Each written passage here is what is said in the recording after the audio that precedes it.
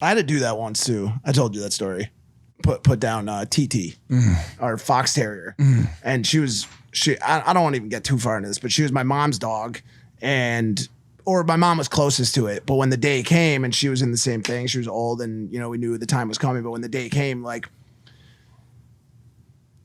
the guys came to the house to administer the drugs to put her to sleep, and they came to the house because she was in too much pain to be moved, and this sweet little fox terrier that we had spent so much, long snout, that we had spent so much time with. And my mom and my two sisters were shattered. They couldn't bear to watch it happen.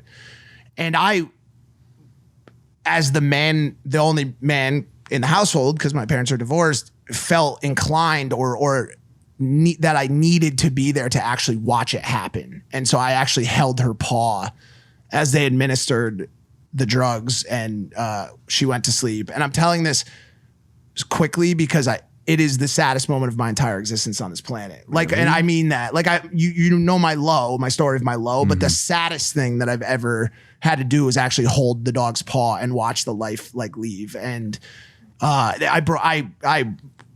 as soon as it was over, I ran out and went in my room by myself and just cried on the floor for like an hour or like 2 hours. And it was the worst thing that I've ever had to do. But I didn't want her to just be with two random guys, during her last minutes. Yeah. And so, like, as much pain as it caused me, I knew there was at least some comfort that I gave back to her.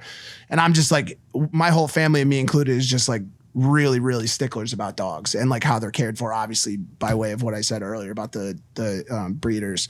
And that was horrible. That sucks. I'm sure a lot of people in the audience can relate to that kind of moment. Dogs we don't deserve them. We say it a lot. My God, and they're not. I was just about to say that. We don't. They're the best. They're the best thing that has happened to humans, man. Honestly, I mean that. They're incredible. And by the way, for thousands of years, this companion who was put on this earth by God, like aliens perhaps, are like, here, you guys are fucking idiots.